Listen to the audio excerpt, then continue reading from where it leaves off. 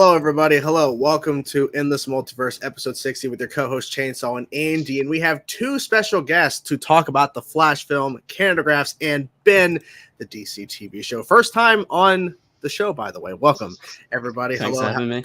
How's everybody doing on this week? A little exhausted. I just told you why off stream, but for those on stream, the Flash sale is kicking my ass. I had a nap and literally woke up 5 minutes before we started, so. I watched The Flash twice this week, so busy week. Twice? Like a day and a day, or a day and a day? Yeah. Okay, awesome.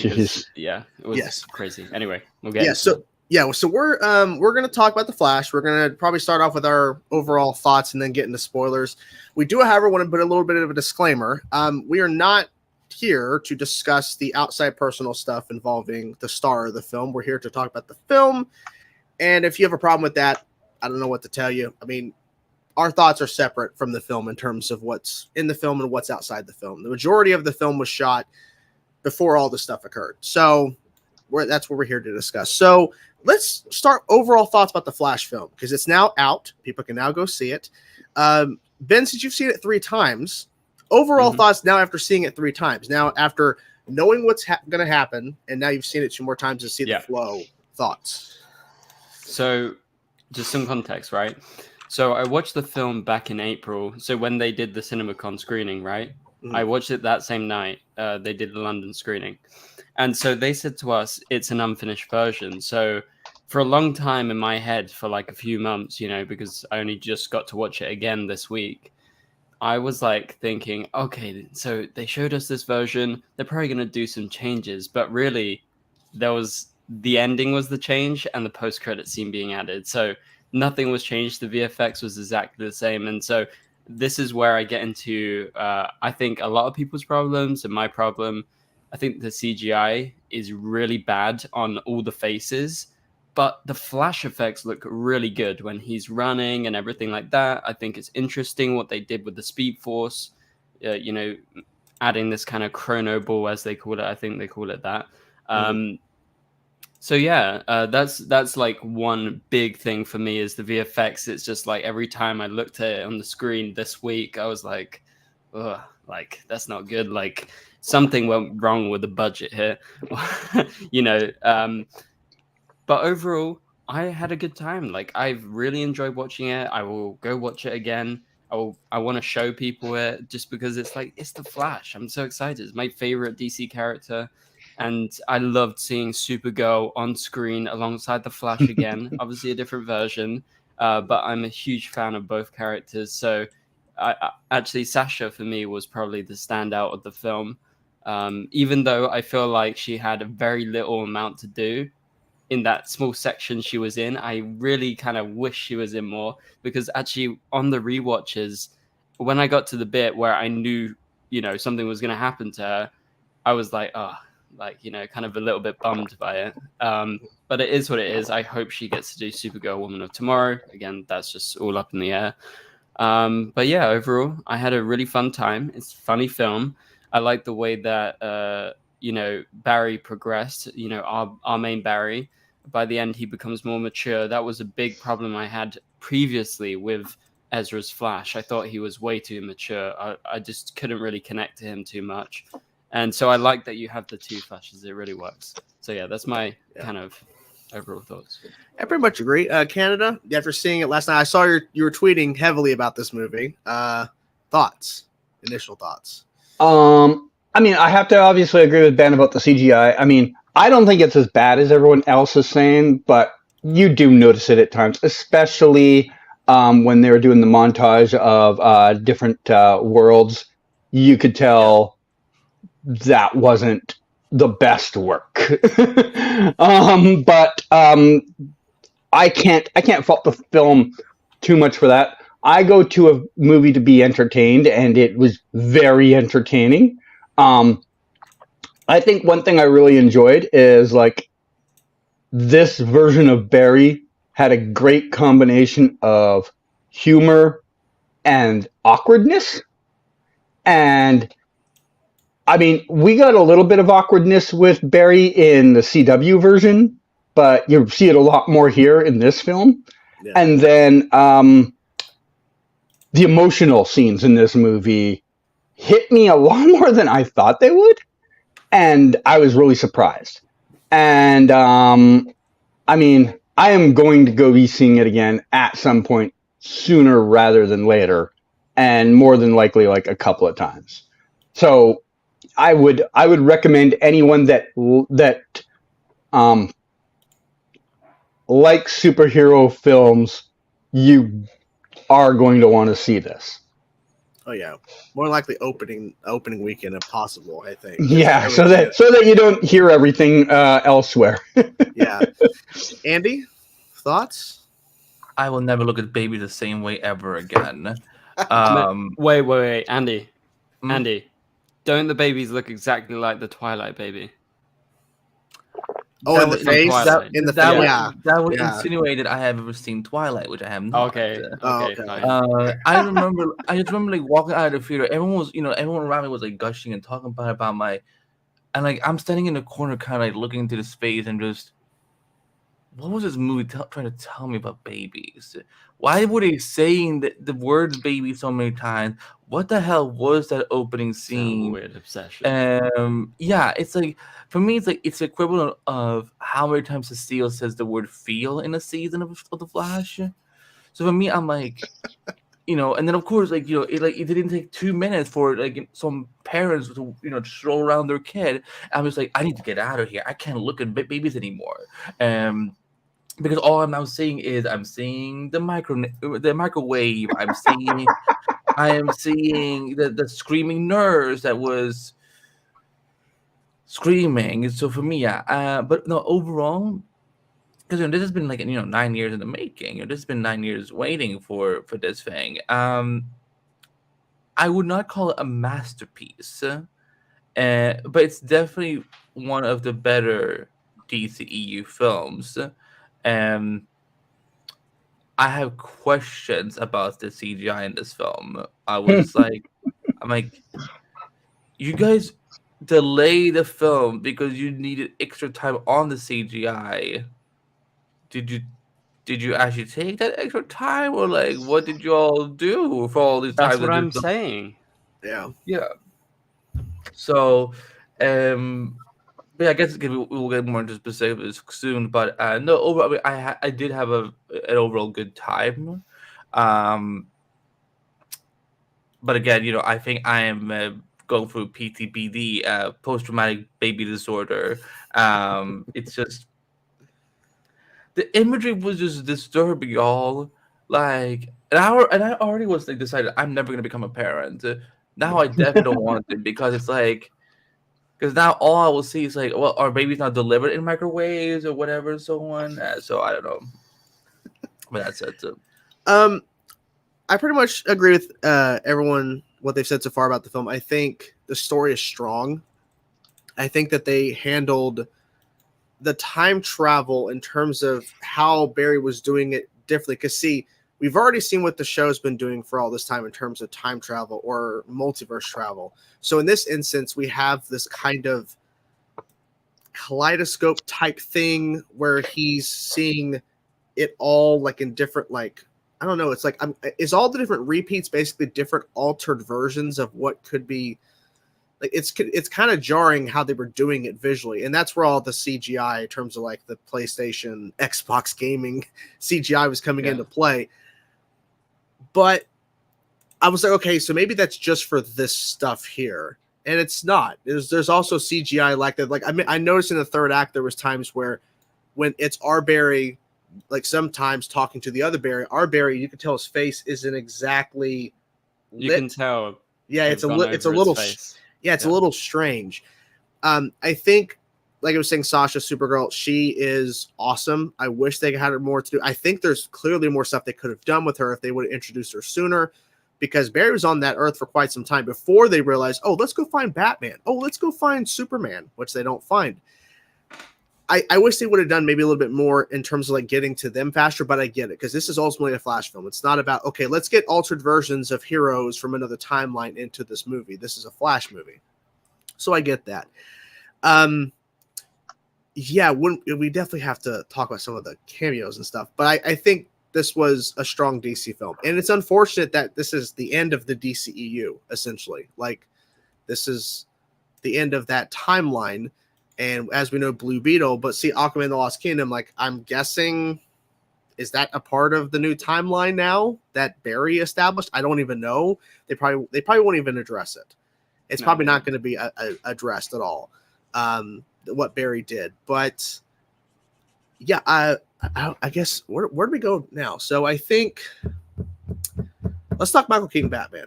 Let's talk about him in this movie. Ben, how did you feel about him in this film overall? I think it was great. I think he's exactly what we expected. I think he delivered. I think Andy Muschietti did a good job with the way he incorporated him. He was the same Batman, I feel like. Obviously, he's an aged Batman. He is from a different timeline. So there is obviously bound to be things that are different. But he was awesome, like, especially in the fight scenes. And yeah, like, I was just super, super happy with the way that they did Michael Keaton's Batman. Yeah, like, I didn't really have any complaints about him. Like, I think he was, along with Supergirl, one of the best things in the film. And I like that he got a lot of screen time. Mm-hmm. Canada, thoughts on Keaton's return? He definitely, as Ben said, one of the more positive parts of the movie. I'm sure everybody that goes to the movie, well, not everybody, but a high percentage of the people that go to the movie are going because they heard he's in it. They've seen the commercials with him in it.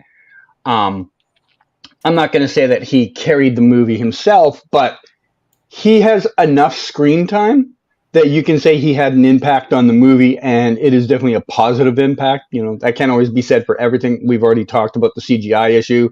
There's always, negatives to any movie. His is definitely a positive to this movie.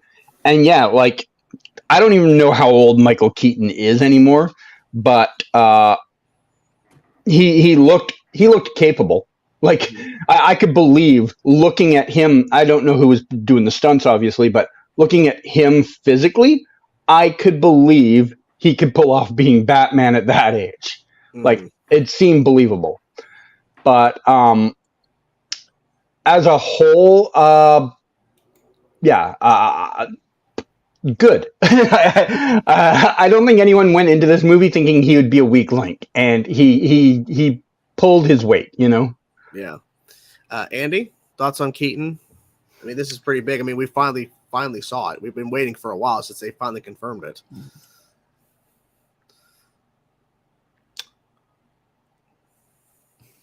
Oh, I probably would have preferred Thomas Wayne. okay. I love Michael Keaton as Batman. He was one of my favorite Batmans growing up. But there's so much in this film where I'm like, I'm just gonna have to assume that this is not even his Earth 89 counterpart, because there's just this Batman was a little too friendly, I guess. I know it's a really weird thing to say because I'm not saying that he's hostile normally or anything like that, but it's like the Batman that we saw in those original movies was again like he wasn't as inspiring as this one was. Again, I get it, it's been several years, whatever, and so on, but at the same time, like I didn't really get a sense of the Batman that we watched in those Tim Burton movies. Now I will say it was fun seeing, him kind of being like an upgraded Batman, because again, like that Keaton Batman, he was flying around, kicking around and moving around in that rubber suit, that he, 30 years ago he could not even turn his head. Yeah. But now it's like he's like all sorts of flexible. Did you notice at times too when they were like cutting to like his point of view, you saw where like the camera angle would go like it would do like certain movements that only he could do in that suit, like it was just like certain turns. Like I remember when the elevator thing, he's trying to put the charge under. At one point he looks up in the camera, like Yeah. shoots up like he would, like when he's looking up in the suit or whatever. It was kind of funny how I think they were kind of homaging that. That's a good question, though.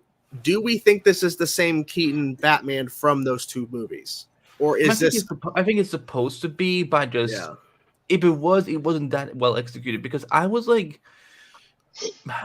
I was expected to hear like a little reference of like what has he been up to. Like Okay. did he and Celia get it on? What other villains? Did you really think we were gonna get like 5 minutes of his like backstory of the last 30 years? Well, given how much they were hyping him up for this film, I That's kind of true. was. So like Yeah. I was kind of are we gonna hear anything about him and Catwoman? Did he ever have a Robin? Did he get any? I think you need a Batman movie for that type of. I think maybe a backup. No. Stop. Hold up. Stop. Stevie, you're being completely unreasonable right now. We can't. We have to have Batman stuff told in other heroes' movies. It would have been interesting if they had, because like there was that thing about they were supposedly developing a Batman Beyond with Michelle Pfeiffer's Catwoman in that. That would have been so good. I think with your thing, I know you're joking, but like if Michelle Pfeiffer showed up as a retired Catwoman there as well in the manor, that would have been interesting. Just like a little like, by the way, I would have lost my shit and been like, thank God, because they barely used her in Ant-Man. that's true. That Imagine being Kevin Feige and not taking opportunity to utilize one of the queens of this generation in cinema. Mhm. Could never be me, because I would, if I was told that, oh, you can have Michelle Pfeiffer in your Flash movie, I would have been like, I would have cut out every single baby scenes just to make sure that she got whatever. I'm like, fuck them babies. We gotta make sure that she. That's getting clipped. Is that scene? If you think about it, that scene. I'm obviously Ben. You've seen it 3 times. That scene goes on for a while. I was actually saying this. I 100% believe that baby scene should have been fully cut, and I thought they were going to cut that because the first time I saw it, I thought they put it in there for a joke, like just to see how we responded. But no, they were serious. Yeah. Like Andy Muschietti genuinely is obsessed with babies, and the whole scene was just one stupid joke about a baby shower. That's pretty much. Yeah, and it's CGI babies. They are freaky. They are horrifying. They're going to be in my nightmares forever. Yeah, that's what I did. Yeah, I think too. It's like I wonder if he included that because they wanted to show that Barry did something very heroic because he was complaining earlier in the scene that all he does is clean up after, in Gotham. Because there's like a whole thing that he's telling Alfred, I feel like a janitor. All I do is come and clean up stuff in Gotham when you guys need me. So I don't know. But run up a tree and save the cat. That's true. Yeah, well, like he also, like Barry does reference, like, he's kind of got this like imposter syndrome thing because he talks about that other time where he could only save the kid and couldn't save the father. I forgot the reference, but you know what I'm saying. In Man of Steel, and so that was an issue for me, by the way, that they're like semi-retconning what happened, because again, it's like that was Superman's, that was his first day. Like, you think you would have heard something, but like there was like these like lightning bolts running around the town for some reason, and with some dude in a gimp suit or whatever. Like it was, For me, I'm like, I get it. Okay, I intentionally, I think that was supposed to be like, hey, we're paying homage to what has come before and so on. But the thing is, like, there were no other superheroes that did anything that day. Bruce was just even there as Bruce. To just suddenly be like, oh, they were all there, and like also, why was Barry in Metropolis? I think because of the machine. Yeah, so that probably what he sped over there. And I also noticed this too. When they were in the new timeline in the third act, they showed that same kid and father again. And I thought, oh, we're gonna see something that's gonna. He's gonna save both of them this time. Something or nothing. Now, I think they would have quickly cut to like say like, even though they kept like screwing up and Supergirl and Batman kept dying, like no matter what, if they would have cut to like, oh, they got to safety or they're not in danger or something, like, okay, in this timeline, the father doesn't die. but they just show them like, oh, they're okay, they're gonna do something, and I'm wondering, did they cut or was that a change in the script? I don't know. Okay, so let's talk about the cameos, because it seems that people are conflicted about the cameos and the look of the people and who they got. Let's start with Canada first, then we'll go to Ben next. So overall thoughts about the cameos they used, and were there cameos you were expecting or you thought they would have included that they did not? Okay, I will rip the Band-Aid right off. The obvious one is they had all this stuff and they couldn't fit in a 2-second clip that they stole from CW of Grant running. Like, let's be honest. Titans did it. Titans literally used a scene that was already used in The Flash. Yep. How? We got a CGI Helen Slater and a CGI Christopher Reeve, and it's like we got 5 CGI guys, and you couldn't get a real clip of Grant just running along for 2 seconds? Yeah, like a brand new clip of Grant just or doing something that we haven't seen before. Or you don't even need to tell Grant that you're doing it. He didn't know about Titans. Exactly. He just gets the paycheck at the end, and he's like, "Oh, that's cool." Yeah. Besides that one glaringly obvious one, I don't think there's another like super obvious one that I'd be like, I can't believe they didn't do that. I'm sure someone else in the panel is going to have one, but like the other ones were cool. I mean, they were cool in the sense of like cool to be there, not so cool in how they visually looked, but cool to have them there. In the real life cameos, I did not know about Gal Gadot or George Clooney. Not at all. I knew I was going to see Nicolas Cage in the movie. I'd heard about that one, but I didn't know about those two. So that was cool.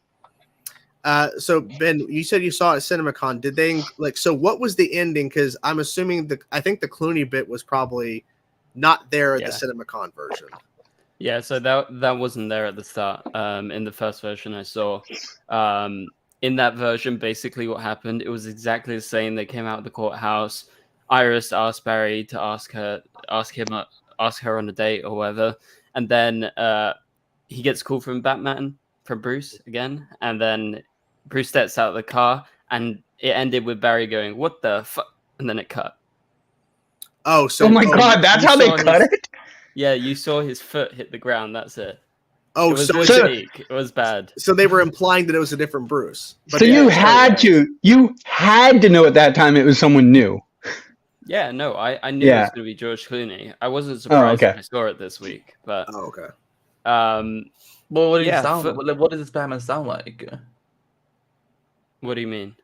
Like when so we only see the foot step down. Yeah, because remember he was on the phone with Barry for a bit. He goes on the phone, and you hear him for a couple of seconds.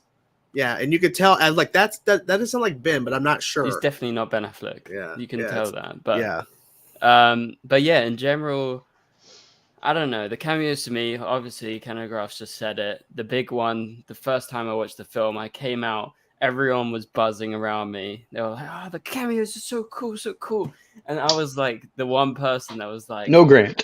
Hello, they chose Teddy fucking Sears as Jay Garrick. He's not even Jay Garrick. It wasn't him, though. No, it was the CGI version of Jay Garrick. And I was like, oh my God, why are you doing that when you could just take a clip of Grant? And my main problem is the only actual cameos we had in the film, like of real life people, was Aquaman, Wonder Woman, and Alfred, I guess. I guess that maybe I'm missing a couple. Obviously, you had the main characters like Michael Keaton's Batman, but he's a main character, he's not a cameo.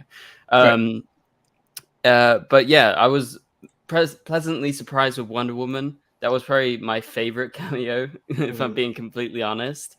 But then, yeah, the cameo is just fully CGI. The camera work and CGI looked really janky. Like, yeah, it's cool that you brought them back to life, but you can tell that they are CGI. Like, you can properly tell. I think Nick Cage cameo was probably the best one out of all of them. It felt the most realistic, out of all of them. Yeah, it still looked CGI, but it was better than the other ones because the other ones just he looked the most real out of all of them. I know, Well, I know, I think they actually exactly. shot with him though. I think. He filmed. Yeah. From what I Yeah, understand. so it looked Yeah. pretty good, and I was happy with that one. But then for the other ones, I was like, what's the point? Like, I don't know. I don't think that with all the hype and teasing that they've been doing about these cameos, I think it's awesome to see them for the first time. But then when you watch it again, it doesn't have that same effect. You watch it and you're like, oh, that's not very good CGI, but it's cool that they're there, right? So Yeah. yeah, that's just kind of my opinion. But I like the George Clooney ending. It was a nice surprise. Obviously, we were expecting some changes because, as you all know from the Flash TV show, they always say it. The timeline can never be properly fixed. There's always going to be changes. Yeah, I thought this could be a chance for them to completely erase Ezra Miller if they wanted, but no, they didn't go for that. Yeah, instead they just sent Ezra away to another timeline.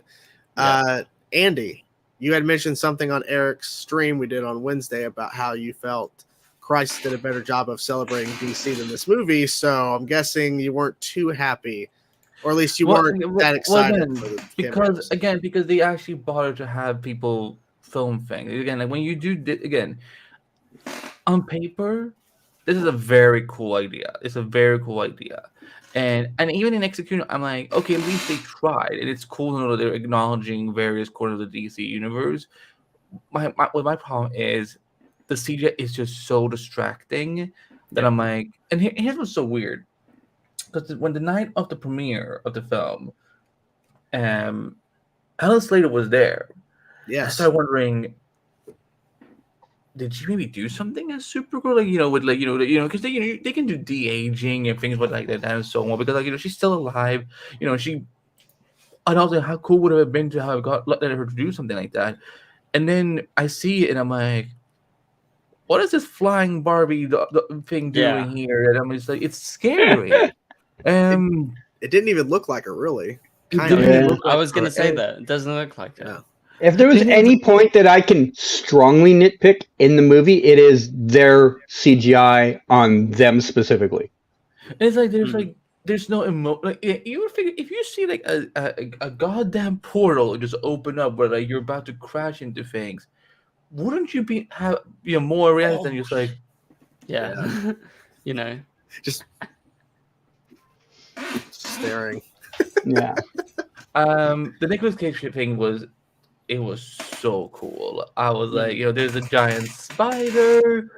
All you needed was just Kevin Smith narrating. And this Earth, this motherfucker beat up a goddamn spider because the producer told He's to. actually going to be reading the script this month. He's actually going to read it to people For the Flash. No, for the Superman Lives movie. Kevin Smith's actually reading the script for the first time. That's cool. Oh, that's gonna be so funny. Yeah. The Jay Garrick thing. Oh my god! If that was full of CGI or if that was a body double, wow! Did they really go out of their way to be like? Does he look like someone that they've already used before? Nah, man. No one's gonna be able to tell the difference. No one's gonna see any similarities. Yeah. It was terrible. Yeah, and it's like, and I felt so bad because like Teddy had actually said on an Instagram live that he's like, yeah, people have been asking about his Flash. I'm like, I'm not in it. And people were like, he's just lying. He's just doing the right, of course. thing. But he was like, no, he really is not in that. But I think it was cool that we got at least one Flash cameo of some kind. But it is at the end of the day very weird how we couldn't have anything with Grant, not anything with John Wesley Shipp even. Like, that's what I was saying. Yeah. At least one of them. And again, I'm not gonna pretend that I know Andy Muschietti. He's a great filmmaker. I love him. He's what I've seen from interviews, like he's a dope person. I would not be surprised if this creative team feels a little threatened by just how popular Grand Flash is, and that's why they didn't bother trying to make it work.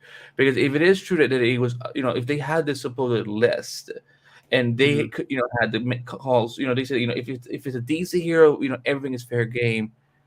If that was the case, there can't be another reason why they didn't put in a Flash cameo, because that's the thing.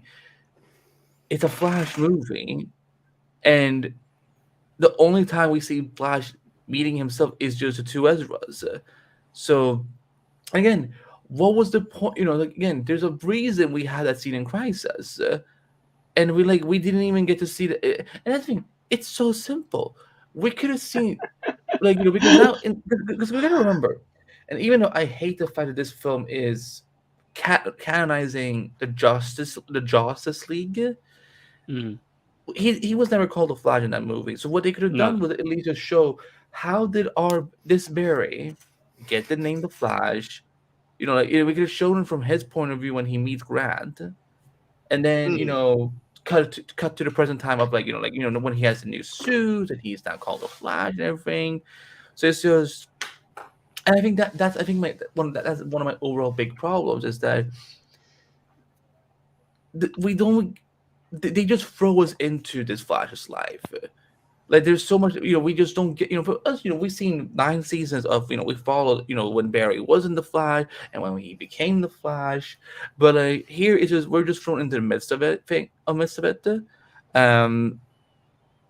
So, again, I know I have something very nitpicky, but again, it's like, if this was supposed to be a celebration of all things DC, then I think something went wrong here when it comes to looking at, because we just had a show just end.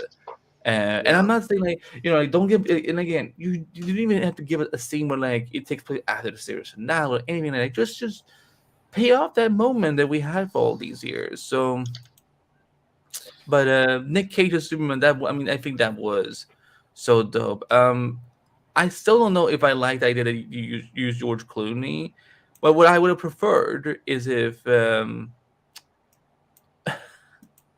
Why couldn't they have just had Christian Bale show up at the end? Oh my god, I would have lost my mind.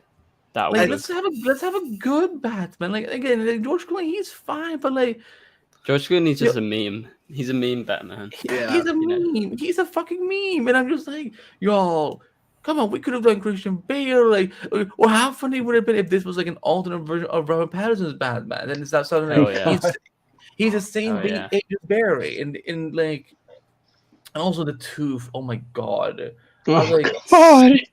Such a bad joke. Oh, the timeline's broken. And that's the thing. That's the thing. I don't. I feel am I just a prude, or am I just, or does most people here not get the jokes here? Because in my theater, at least, most of the jokes they were trying to make, it didn't stick the landing.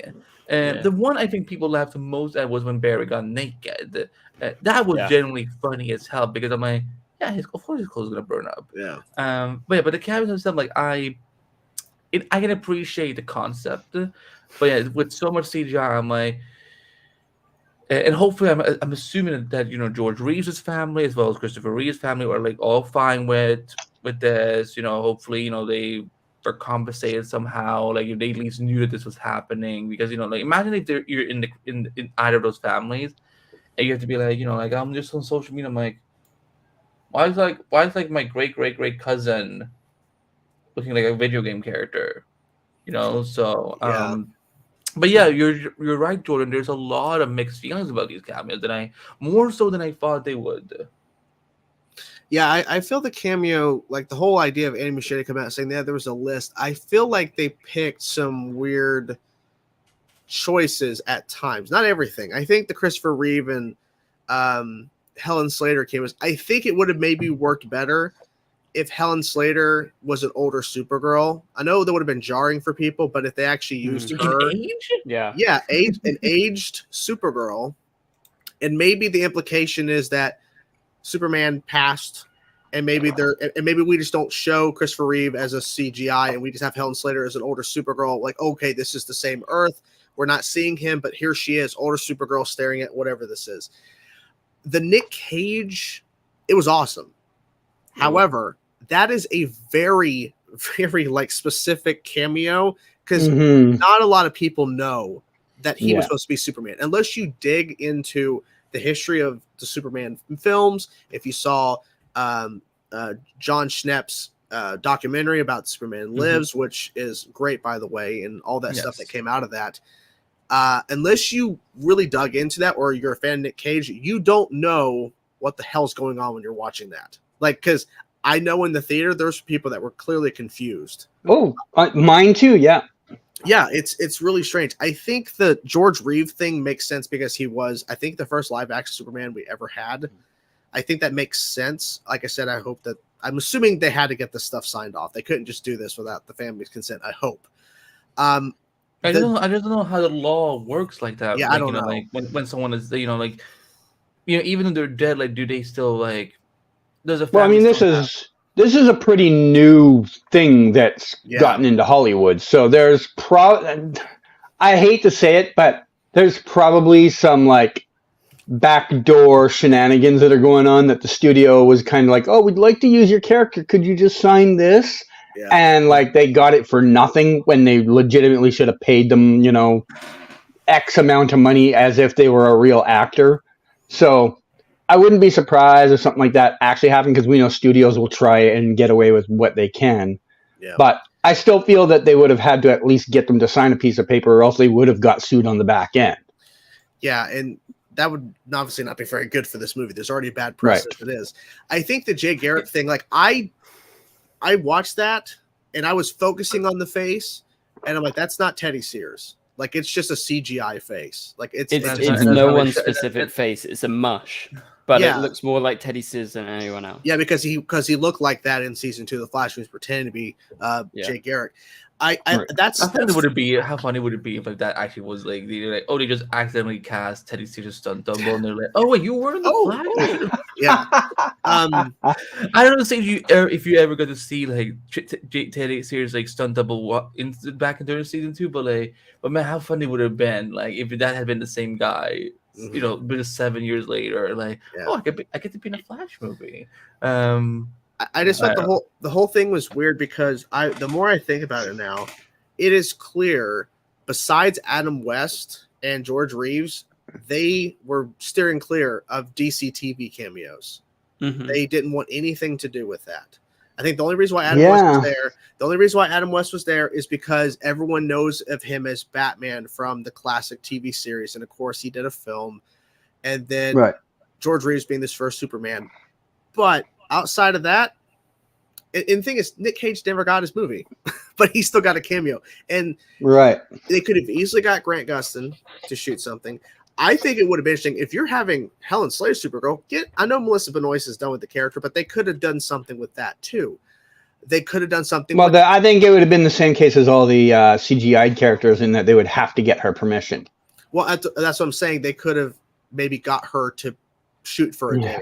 I know her fans love to argue about this, but she's done with that. Well, that's what I'm saying. I already said I already know. Yeah, they didn't even need her to shoot anything. If they wanted to pull, but they would still need her permission to use it. Yeah, and I just don't think she wants to be dragged into it, especially with.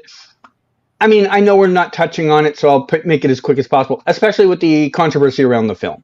That's true. I don't know if she'd want to be touched with that. Yeah, so they could have also pulled something from, say, Titans, because Gar saw things. So maybe we show a shot of. What about Smallville?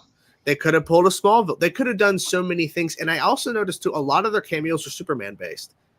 Yeah. But yet, where's the cameos of other characters that they could have pulled? Like, imagine if they would have pulled Jaime from the Blue Beetle upcoming movie, and maybe he saw something. Kind of like they would Stargirl in the Crisis crossover. Yeah, like they could have done something like that. There was potential opportunity to have other characters that were not super related somehow incorporated, because that whole thing was basically just, oh, look at the cameos. It wasn't story based. And to the point of like revisiting the scene between Grant and Ezra from Crisis, the shot of Barry sticking his head through a timeline thing when he's first like oh, I can do this, I can step out of the bubble. Just looked into Crisis. Yeah. What if he was like what if he was testing around and we were seeing different shots from other things, and all of a sudden he sticks his head and then he's watching, like he's seeing a still shot of Grant and Ezra in that scene, and they're like just frozen in place, and he's like, oh yeah, I remember this, then sticks his head out. Like addressing that, because it was rumored forever that Grant was in it. So let me say something nice. Let me say something nice so that I think this film does deserve for. I do love the way that they display the multiverse in terms of like having each Earth have its own color. It's like, I and think it's that like images on stacked or whatever. Like the yeah, kind of yeah. I thought Yeah. that was really unique and then really different, than just having like a bunch of Earth globes just up in space or whatnot. Mhm. But yeah, there's just and I think here's the thing because this film comes out right after Across the Spider Verse, so yeah, this is gonna be compared to over and over and over Yeah. again. But like when it comes to those cameos, like at least they feel like they have a purpose in terms of like there's a reason why Josh Keaton's Spider Man is in the film, not only just to give us Spider Man fans a little bit of a payoff, but the fact that he like someone like him is there to talk about like why would someone like Spider Man join Miguel's journey and whatnot. Like it feels like there's more history to those cameos. So, but like with this, it's like yeah, like no one is gonna know like because I think I literally like I think I had someone like there was a couple sitting a few seats away from me, and I heard someone going like, "Why is Nick Cage in this movie?" And I'm like, and that's the thing, like, and yeah, like some people in the chat, people probably wouldn't even know that Helen Slater was Supergirl. Yeah. Yeah. So it's yeah, and I like you. I figure given how much they were filming for Ryan Potter's episode that he wrote for that whole big multiverse thing, like it would have been cool like, if like when Barry like he could have popped his head in, and he could have popped into the red, the green, whatever, and so and see as how Ryan how Beast Boy was like witnessing the multiverse too. Mhm. So yeah, I think with the Beast Boy like thing, they wouldn't have known that at the time that they were editing their movie. Yeah. Yeah, I think so. Can I add something just Yes, before we go for it. move on? So, you said that it was very Superman orientated, right? The cameos, and I completely agree. That's something I noticed, right? It's like 3 Superman we get to see, I believe, and then you get Supergirl, and you have 1 Batman. Yep. I think you have a Joker laugh in there somewhere. Yeah, the Joker laugh with Adam West. And there's a yeah. bunch of other characters dotted around that are tiny, but I can't really see them. So I get the feeling, this is just personally, and I have no idea if this is right or not, but I'm looking at Andy Muschietti, and I know from an interview he said that he used to read comics when he was younger and stuff, but he hadn't done it in a long time until this film. But I get the idea that he's never read a Flash comic. I don't think he's a Flash fan. I think he's this big Superman fan. And I think he's a big Batman fan. And so I feel like I'm actually excited to see his Batman film that was announced, because I feel like that's probably more down his streak as far as the feeling I get. And so I feel like he was given like a potential list of cameos by the studio or by someone, right? And, on that list, there was a bunch of Superman ones, there's a bunch of Batman ones, there was a bunch of Flash ones, probably some Arrowverse ones as well, some Supergirl ones, stuff like that, notable scenes, right? And so he's gone for the very nostalgic Superman, Batman orientated ones and a tiny Flash cameo to satisfy Flash fans. I feel like the studio has said, pick what you want, have 1 Flash cameo, and you could be right about them being scared to have Grant there. So they've just gone, okay, we'll make him tiny, fuck up his face. Sorry. Mess up his face, make it all muddy, and you can't really tell who it is, but it's a Flash. I don't know why it's so cute when Ben curses, because like No, it's okay. that was adorable. I don't know why. I think you have a point. And now when you think about how he did Ben's and Michael's Batman scenes, Andy Muschietti put a lot of, I think that Ben scene in the opening was very good. And then seeing Michael Keaton and the way he shot that Batman stuff, I think he was gearing up to okay, I want to show that I can do a Batman movie. And I also want to show with Supergirl, I can also do a super film as well. Yeah. So, and there's so much Man of Steel. Oh yeah. So he also he had Zod there. He was showing I can do Kryptonian stuff. I can do all this stuff. And I wouldn't be surprised if he wasn't offered Brave and the Bold, that he would have been offered Supergirl based on what he did with her in the movie, even though she's in it, not that much. But I would think that he was probably trying to go for either or, because I'm assuming as soon as he was editing this film, realizing DCU's happening with James Gunn and Peter Safran. Okay. And I'm assuming he was talked to a while back and going, Oh, yeah. okay, because James Gunn's been praising this movie, so I think he was like, yeah, we got to keep this guy around. And then we also heard with him signing on to Brave and the Bold that he signed a first look deal with Warner Brothers. Like he's sticking around for quite a while. And or was it DC or was it just Warner Brothers? It sounded like DC. Okay, well he's sticking around, so I'm assuming he's going to do Brave and the Bold. He might do a TV show. He's probably he's sticking it for the long haul, which I'm fine with. I think the CG work wasn't the best. But directing wise, did you see his cameo, by the way? The hot dog. Yeah. I was the only one who was laughing in the theater when it happened, and someone was like, as if I think they were just thinking, that was funny. Laughing. I'm like, by the way, sorry, Andy. I was there when they were shooting that scene. That was in London. Oh, that was the day when you were on set? Yeah, that was the day I was on set. Oh, okay. You exist now in this timeline that Barry is in. Yeah, no, actually, they cut to a reverse shot, so of the reporters, and in that very street, that's where I was standing. So, I know what was going on. So, and I've seen some behind the scenes clips of, some stuff that was shot. And I know that they went heavy CGI with just like locations and stuff, as well as adding all this extra crazy VFX. So even just that one location, which is St. Paul's in London, it's like a pretty popular area. They've completely CGI'd it out. And they've, even for the ending, when Ezra's like, oh, what the, he's on a green screen. That they didn't shoot that. Like, actually in that scene, I'll tell you what, that ending scene, that had Supergirl and Michael Keaton's Batman in it. Yeah, that was the first day we saw the first photo of Supergirl in the air. Yeah. That was exactly that day, that same location. Those two were supposed to be in it. So I believe when James Gunn and formed the DCU, they did the reshoots and they decided, okay, we're going to change this. And it's all green screen, you can tell. So yeah. We have... I'm going to share this on screen. We have some breaking news that just hit. Andy Muschietti has revealed 3 cameos that were meant to pop up that were not included. Are we ready for this? Oh my God. Please don't say Grant. I'm going to actually... Ryan Wilder. Yeah, right. Melissa Benoist. I'm going to allow the share in... The Legends. No legends. Sarah Lance. Cecile. Here it is. My Andy God. Muschietti says, oh wow. Linda Carter's Wonder Woman, Marlon Brando's Zor-El, and Cesar Romero's Joker. What a surprise! And I'm assuming, wow. I'm assuming this would have been CGI. I'm guessing. Definitely. Now, I didn't guarantee think about you this. they wouldn't get Linda Carter back. Linda Carter's alive. Like, we could have had her. Yeah, I didn't even think about this, but that's the Linda Carter thing. That's the one thing I didn't think about because we had Wonder Woman in the opening scene, pretty much.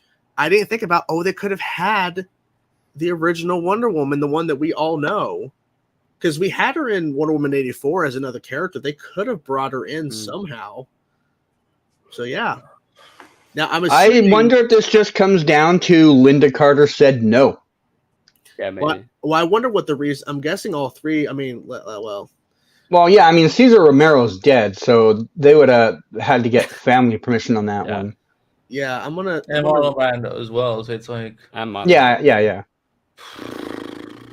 No, but this is what I'm saying. Like, that's another Superman character. That's another Batman character. And then Wonder Woman just because to entertain the... Yeah. Well, it was cool though because that means that we would have had the golden age of because a lot of people could consider Michael Keaton's Batman, Christopher Reeve's Superman, Linda Carter's Wonder Woman, and even John Bishop's Flash as kind of like that old school 90s Justice League type that we could have had. So that would have been yeah. So Andy Muschietti was doing a Q&A. This is from the Vanity Fair article. He says there's a lot of things that are in the movie that are on the edit room floor, but this is really the best version of the movie. While he calls all of it interesting, he adds some of more interesting than others. Many things are very cool things, but they somehow step on the propulsion, on the pacing of the movie, which is something that you always have to have in mind. Because he said when they were editing, there was a 5 hour. There was like 5 hours. They cut down to 3 hours, so this thing was long. Mm-hmm. Yeah, the Hall of Fame of great characters and actors are so many. The list was endless. We had to choose. We had to pick. Linda Carter was one of them. He said, referring to the 1970s. Wonder Woman, Brandon, and Burgess Meredith. Brando and Burgess Meredith. Cesar Romero had it. So no glimpse of Brando as Superman's father. And so yeah, he said that he was determined to keep the Adam West sequence in. And he said that he saw Batman on reruns where he was in Argentina. So we only had 4 channels, so he had to keep it. I don't know. And I don't think this is it. I feel like if there is a lot of stuff on the cutting room floor, there's other cameos he is not revealing right now. Yeah, I think so. That's just, I don't know. Also, it's crazy how much they've been publicly advertising the cameos. Like, they're really trying to get people in based on these cameos, right? Mm-hmm. I feel. And that's why it feels more of a gimmick as opposed to. It is a gimmick. But again, with Spider-Verse, it feels more rewarding. And also because probably because there was a lot of cameos that weren't spoiled. I think the only the Spectacular Spider-Man one was spoiled is because we just because so many fans were able to pick him up on that poster and whatnot. But if he had never been spoiled on that poster, we wouldn't have known that he was in that. So yeah, and I think the CGI cameos, quite honestly, I've seen a lot of people just memeing on them, like dunking on them because they're just fully CGI. So I feel like it just would have been more impactful to get the people that are actually around, like Linda Carter, like you said, or Helen Slater, or Grant Gustin, or I feel like that's the if you compare it to No Way Home, I feel those cameos in No Way Home are way better because number one, they were unexpected like these, but they were real people. They were interacting with the characters. Yeah. There was no interaction here. They had story purpose. That's what it wasn't even just cameo. It was It's a gimmick.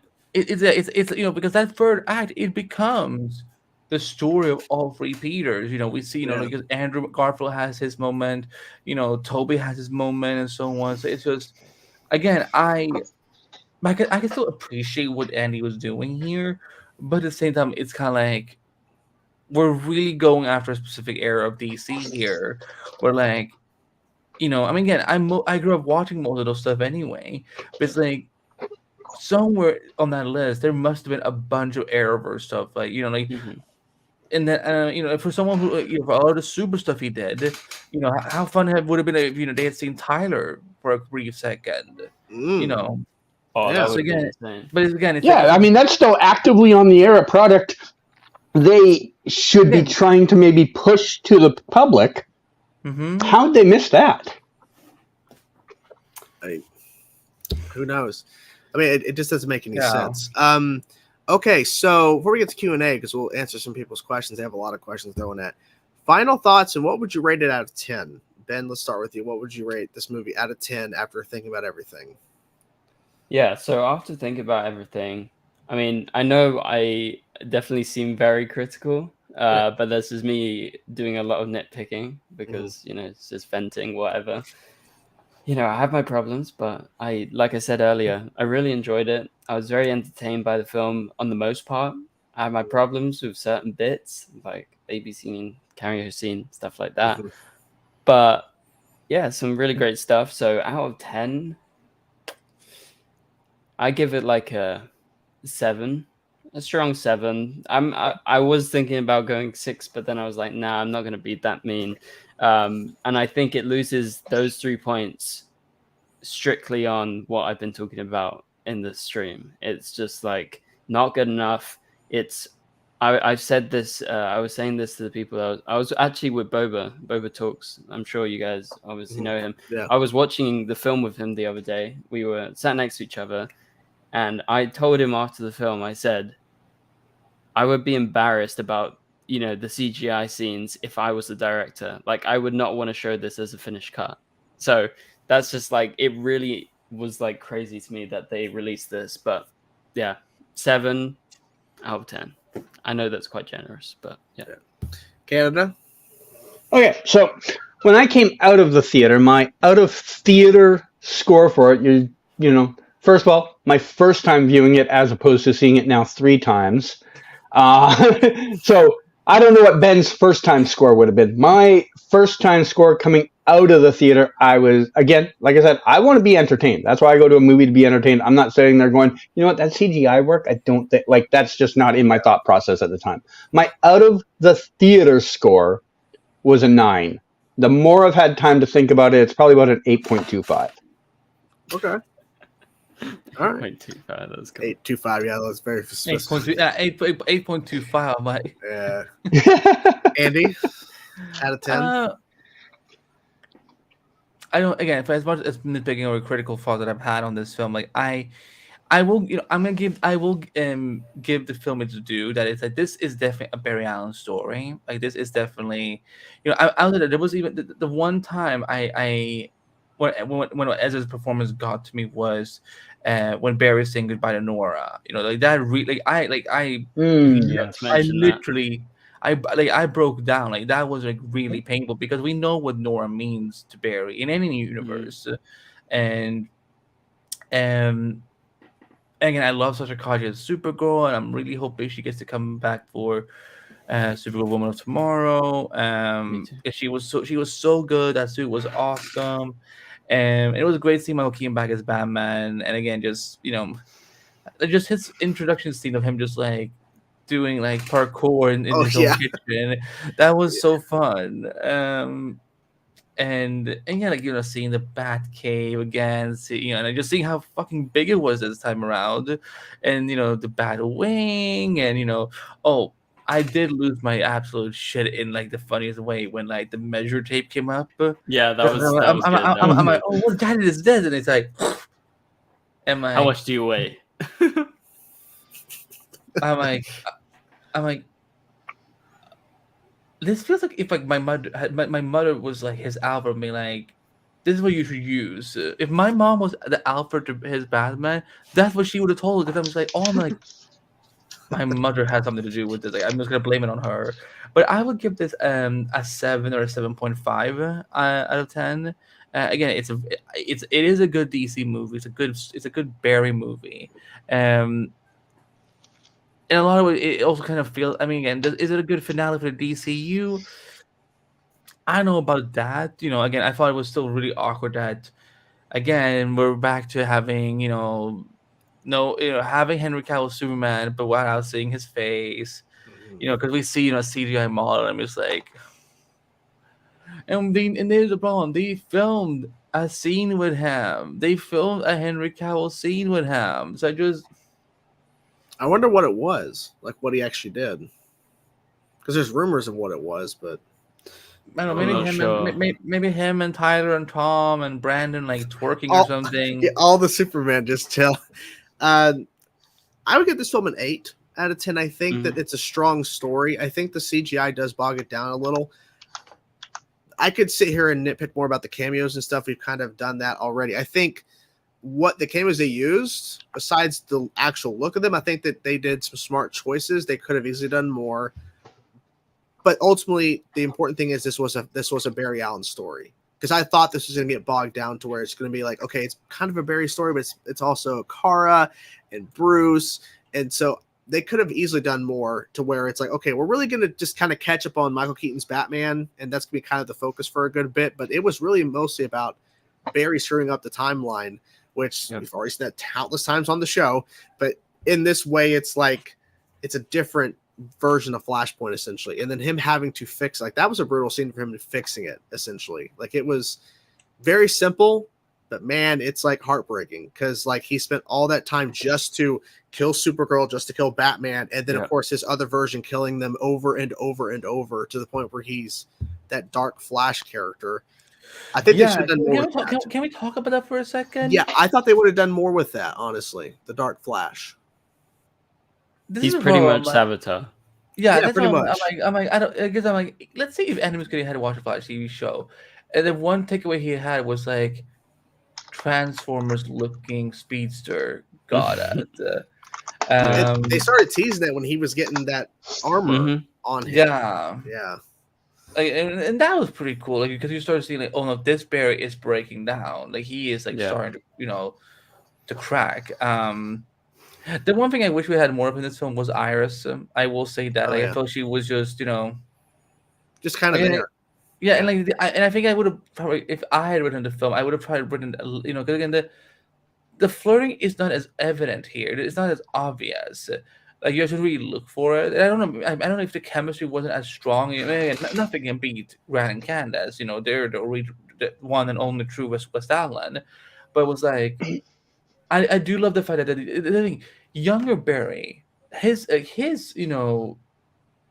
just how in love he was what I expected our Barry, the present Barry that Ezra was playing to be like, be more enthusiastic and show more evidence of like how in love him was.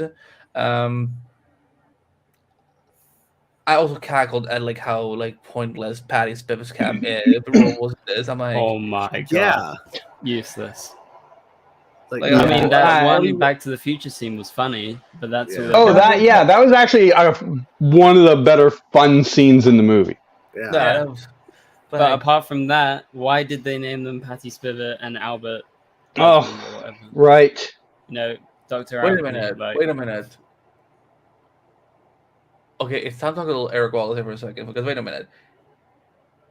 In the film, Desmond, whatever his name was, Mhm. and Patty got together.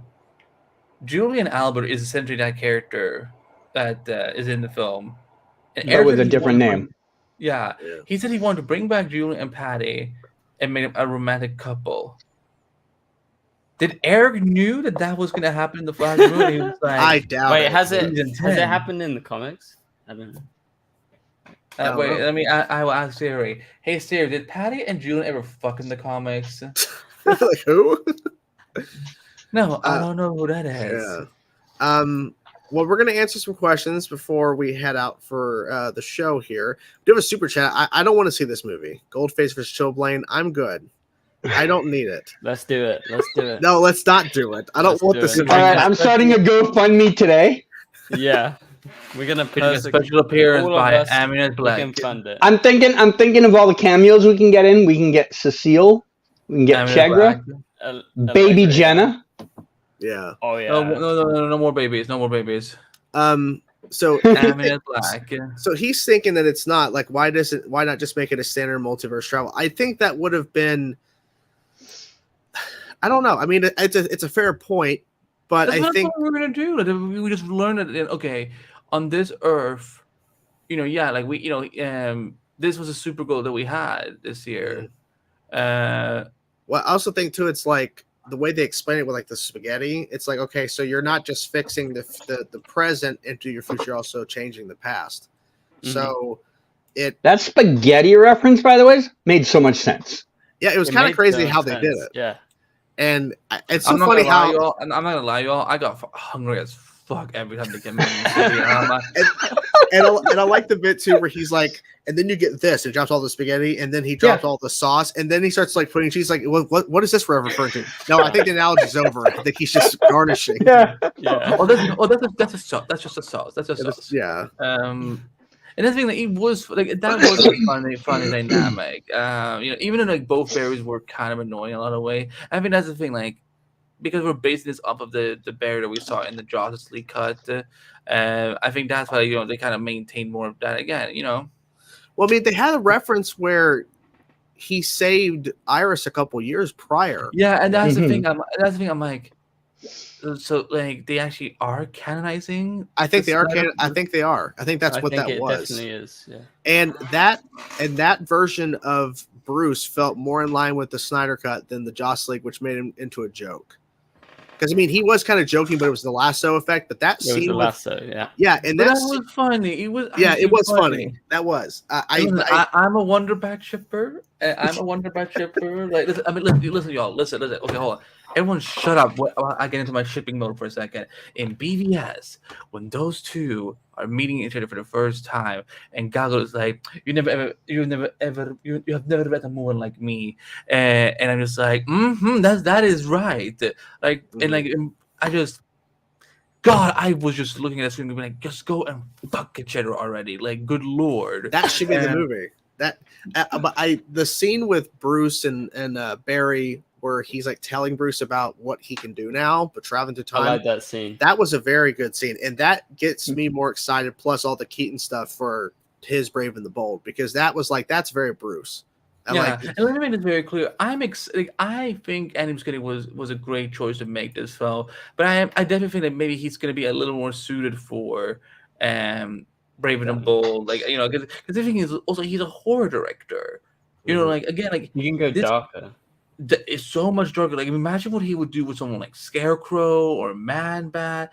Like there's gonna be some good psychological imagery in that film. So I'm really happy it gets to come back. We have a really strong lineup of directors right now for the DCEU.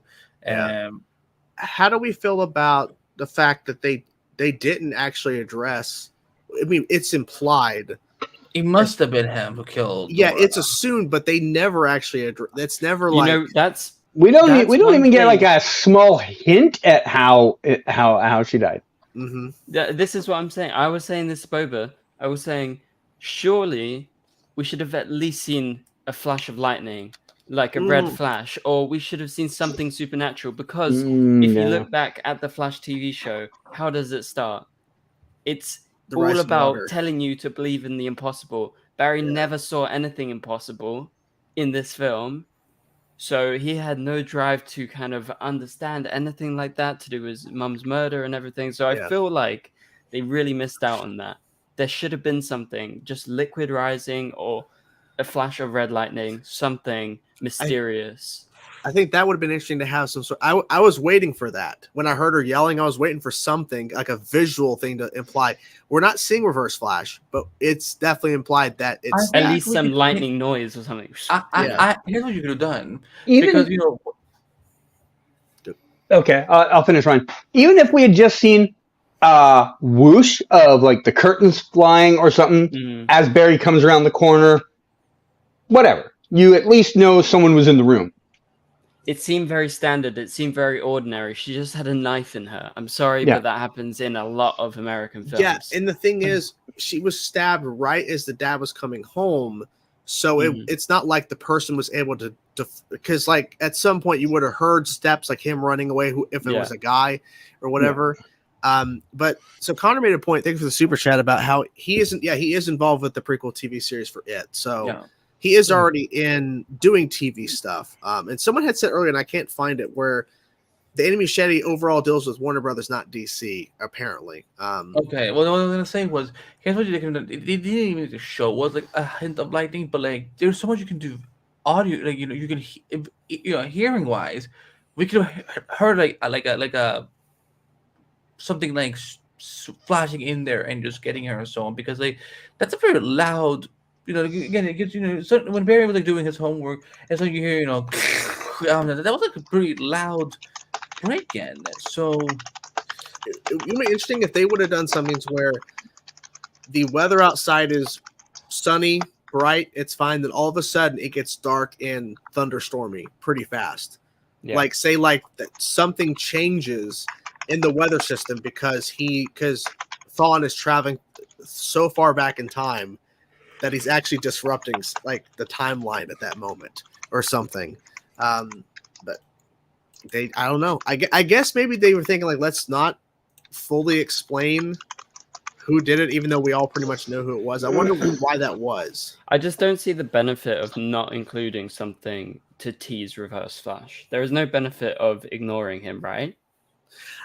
Unless they maybe thought we're never going to actually pick this story up, potentially. I mean, when they made the movie, they still thought they were going to do more, or more within the continuity, but yeah, maybe there was a cut of the movie before James and Peter came in as DC studio presidents, that a cut of the version did have the implication like, oh, we may tackle Reverse Flash, but I just feel like for me, something that was so special about Grant's Flash was the way that, when he first showed up on Arrow, he was the scientist.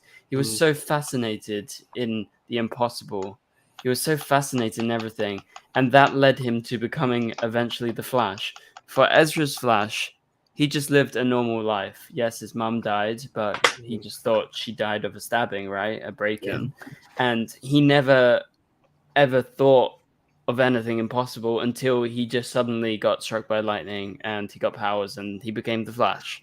So for me, I feel like Grant's Flash just has something way more special to it than the story that they've told with Ezra. And so I feel like that's where Ezra's Flash Barry specifically loses out to Grant's Flash. And I want to bring this point up because the only glaring omission is story of lack of investigation. Well, if you actually watch the scene back where Barry goes down and sees his mom stabbed, you see his father holding the knife. Like, obviously he's not grabbing it. He wasn't the one who stabbed her, but he was trying his prints are all over it. He's over top of her. She can't explain to the police what happened because she's dead. Yeah. In America, that is a 9.95 conviction. Yeah. Barry didn't even see who got stabbed. He only heard. He came down to just find his father there. So, I will say that, one of my favorite moments was the payoff that Henry gets of him actually looking up towards the camera. Like that's that was good. Time travel where I can believe that the universe would still be safe. What was that comment? What was that anyway? What was that comment? So I hope Eobard Pierce. The thing is, I don't think we're getting another movie. Not with this version of Barry. Even if CG, how cool would it be if Anthony Starr was Eobard? I mean, I think he'd be a great fit. I mean, I know Chainsaw hasn't really watched it. I don't know if Ben has, but like his work as Homelander on The Boys, you see that and you're just like, no offense to Tom and Matt, but I think he would have been even better as Reverse Flash. Yeah, I don't know about that. I mean, I think he would have been just as good for different reasons, but now CDs remind me that we still know when season 4 is direct coming. They've started doing promo on their YouTube channel, so they've got to be cooking up something in the next 4 or 6 months. Good. I'm ready for something. Because that's about when it started last year. So and then there's also Gen V coming. Yeah. We were the cops about Barry. Well, I mean, I think the cops obviously just made the assumption that it was him because it's like, oh, he had no alibi. But I mean, Barry was investigating. I think one thing a lot of people also have to understand is we had 9 seasons, 184 episodes, plus his crossover episodes of Grant's portrayal versus one complete movie and a couple of cameos of Ezra's. Yeah. So you haven't had the same amount of time to build up and flesh out all these stories because you got to fit it into a 2.5-hour time frame with all the other action as well. Whereas we've seen, how many times have they gone back to Nora's death on the Flash? Half a dozen? So we have seen it. We have seen every possible angle, thought, theory, and why, and we've seen Barry's like drawing board of all the stuff. They didn't have time to cram that all into a movie. That's so, true. you know. But they could have cut out the baby scene. Yeah. No. You can't cut the baby scene because then how would we know you could microwave a baby? Yeah, that's true. Yeah. We would have never seen a real life baby shower. And you can't cut the therapy dog. Yeah, that was such a weird like credit scene. Yes, it was. But I still laughed. Something else. Yeah. We haven't played clips in a very long time, but here's one I think we can always represents us when it comes to the baby images in this film and whatnot. So just. What the fuck is going on in here on this day? Doesn't that make more sense now? Yeah, it does. Okay, so but not everyone's seen the Flash TV show, so people are the fan of that. People can see what happened tonight. Well, I mean, yes, but also here's the thing: at a certain point, if they spend a good amount of time of Barry seeing the house and then the flashbacks, at a certain point, like they did the telling of Nora's death so well in the Flash TV show that if they would have really fleshed that out and actually here's her first Flash stabbing her, like, oh, like it's from the comics. We know what Thawne does, but like, oh, they're just copying what the show did. Like they're not trying anything different.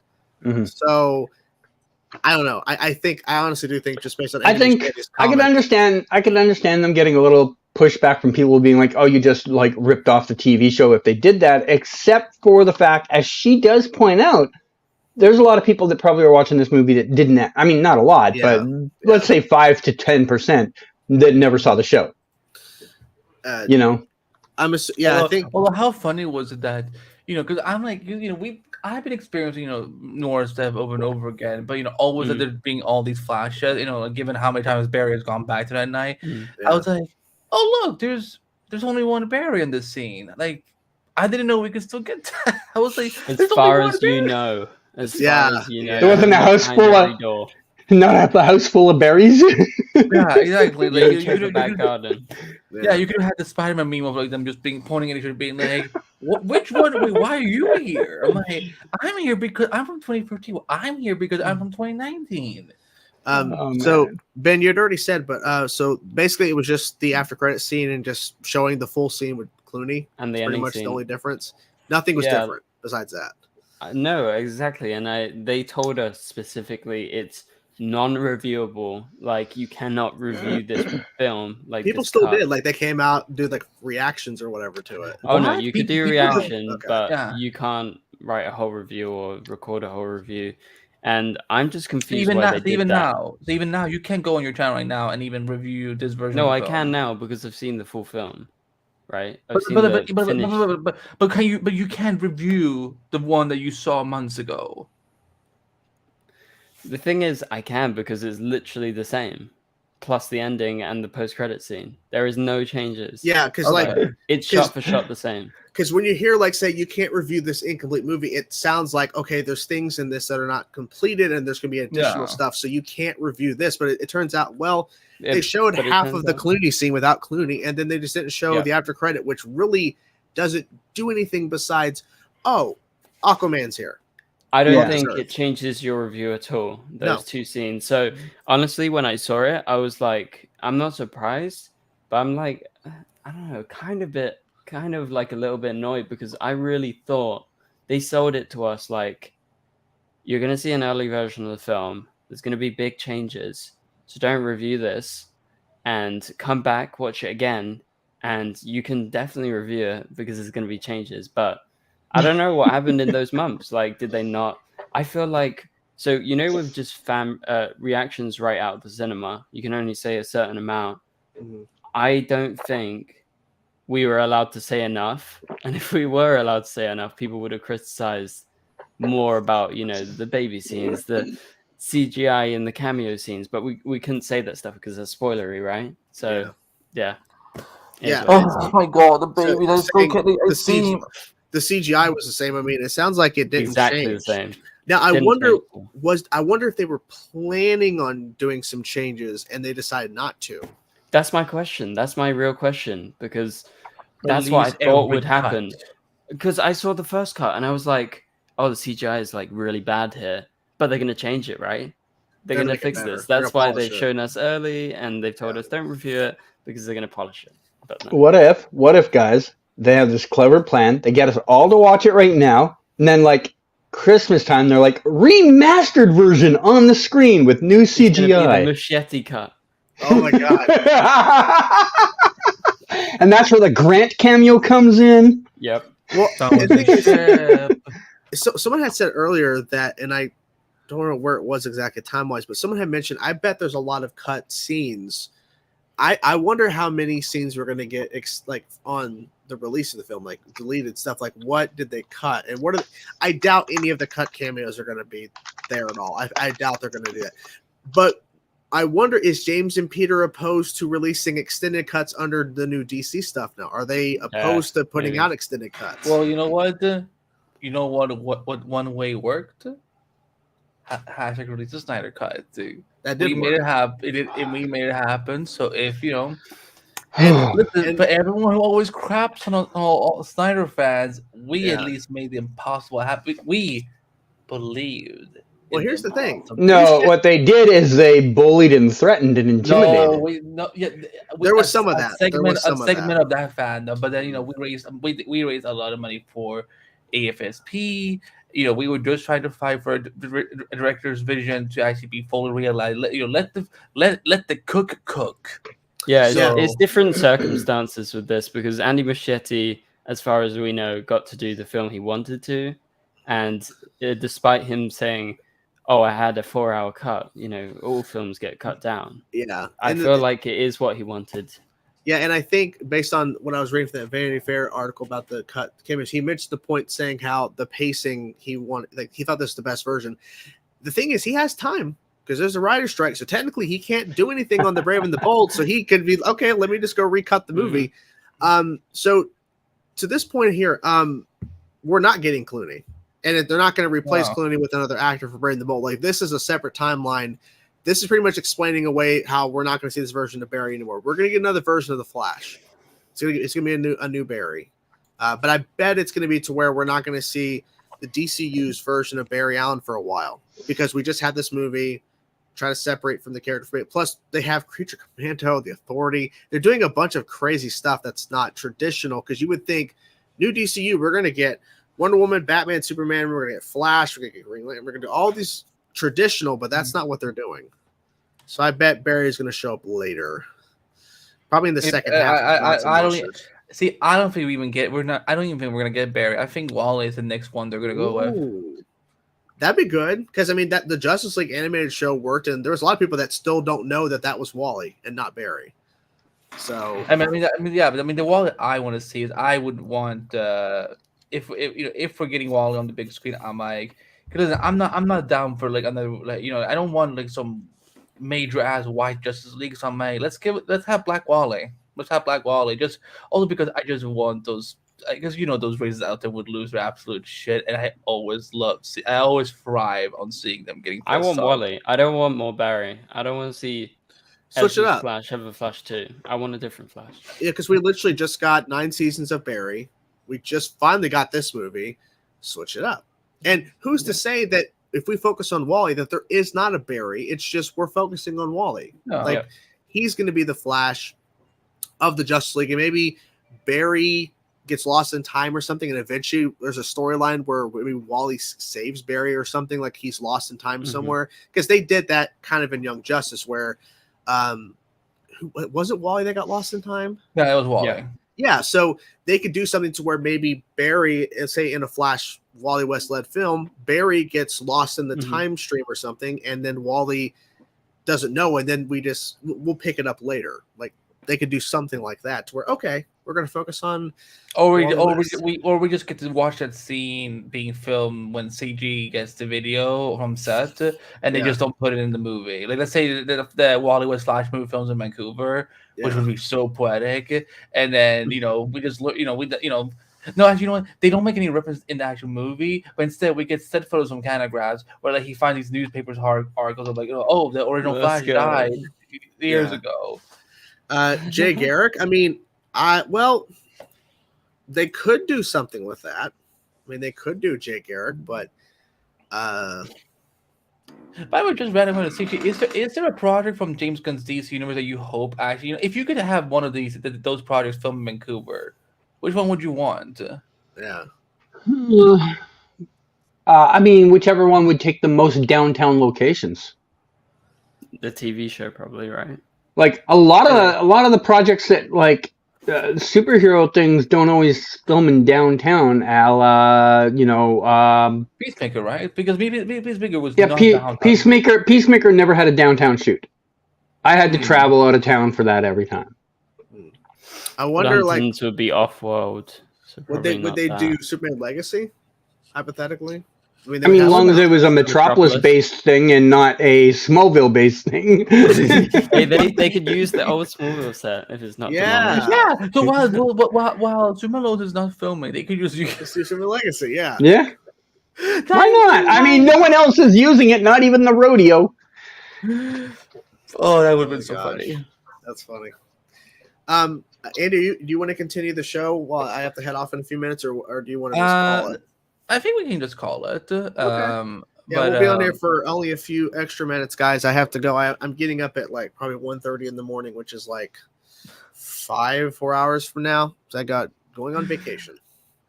Heading out extremely early. Yeah, I would never want to start my vacation by waking up at 1:30 a.m. in the morning. Oh, trust me, I don't want to either, but she wants to leave early as possible so we can beat traffic because it's a 12-hour drive. 12 hours, man. Jeez. Yeah. It's like driving. I remember when I was younger, you know, in my early 20s, me and my buddies, we would do like 24-hour drives, and I didn't have to do the driving to LA. Oh shit. Yeah. Okay. And like I didn't have to drive, and even I was like, this is a lot. Yeah. So 12 hours as the driver? Nope. Well, we're going to be switching, but the thing is that we would fly, but since we have our dog Lucy, we can't fly with her. So, was that Lucy, by the way, that played the part of therapy dog? Yes, that was Lucy. Okay. Yes, that was Lucy.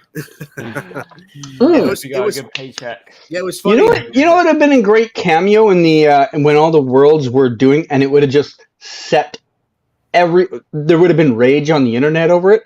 Bieber. More than this. We see Diggle looking at the box again. Oh my god! Why do you hate us? I think you might have got actual hate mail over that. Oh yeah. That would have been interesting. Cameo get Ryan Reynolds back. Oh god! Oh, they didn't want to admit that happened. No, they want to forget that nonsense. It was funny because, like, in the middle of the movie, towards the third act, Shelby started falling asleep, and I was like, literally trying to keep her awake. And she was like, at the opening when we saw that dark flash that punches Barry into the timeline. She said, "Who is that?" I'm like, "I don't know." And then she was literally asleep and didn't see the reveal of who it was, so I had to tell her after the fact. I'm like, "Honey, if you would have just stayed," she was just tired. It's fine. Could I watch it again? Yeah, it's gonna be ridiculous driving the drive, but we'll be switching back and forth and get up there. LA. Yeah, get up there and relax as much as possible. It's not gonna be really possible because we're gonna have our dog. What would have been fun? Plus her mom's 3 dogs. So you know what would have been fun is that this could have been a way. This could have been a way to get Stephen Amell's Oliver in there, because remember what he says in that episode. He's only allowed to intervene when the multiverse is at risk. Oh, I'm sorry. Did you all fucking? But then they would have. But then the movie would have had to. Yeah. Yeah, the movie would have had to have acknowledged that Arrowverse exists. I know, but I'm just saying it would have been cool. Like, that would have made the most sense. Like, even like, if we could not have gone Grant, at least like have the Spectre somehow to take. Like, maybe his giant head could have shown up. He's like, "Oh, you're not that bad, Bear. Never mind." That would have been funny. Just face to face. You what, mate? That head was really like it threw me off. I'm like, what is happening right now? You know what? You know what the vibe is giving me? Like what the Gen Z is saying. It's giving me For Love and Thunder of that one kid. Oh, it's giving. I feel so. Yeah. All right, guys. I think we're gonna call it there. I do have to head to bed, and I think we're all pretty much tired, or we're ready to relax. So, want to thank, of course, our 2 guests, Canada, Graphs, and the DC TV show, Ben, for being here the first time. And it's late with badness. It's late with badness. Yes, it's late. He's ready. And by the way, for anyone who watched the DC show, can a round of applause in the chat that he did not yawn once. I was That's true. I was engaged. You know he's going to yawn as soon as we cut, though. He's like, okay, I can yawn. As you guys know, we always have to end the show with this infamous clip. This is the first time you're going to see this, Ben. You're going to love this. This is the best clip ever. We have to end this at the show every single time. It's the best thing ever.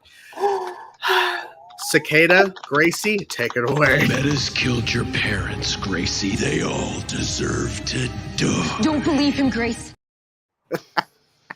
From the man who brought you Sumer Lois. Dude, that is that way he says so dramatic. Yeah, they all deserve to die. I love that. And then the opening of that clip, Nora's just staying in the back, kind of like a T pose, kind of where she's just like standing like Like, we noticed so many small believe in things. Grace. Don't believe in Grace. Okay. Hope you guys enjoyed the stream, and hopefully And we'll by get. the way, we will be back. We will be back in July. Yes, we're taking 2 weeks off. I'll be on vacation still, and then I have a concert to go to that last Friday. But hopefully Canada will be back on. Hopefully we'll have Ben back on at some point. I know the time zone is crazy, but hopefully we can figure something out. Or we can. Listen, he's been up late. He's been up later than this. Covering Supergirl and the Flash. Oh, okay. Exactly. Yeah. It's okay. All right. Well, it's time for us to go. Bye, everybody. Bye. Bye.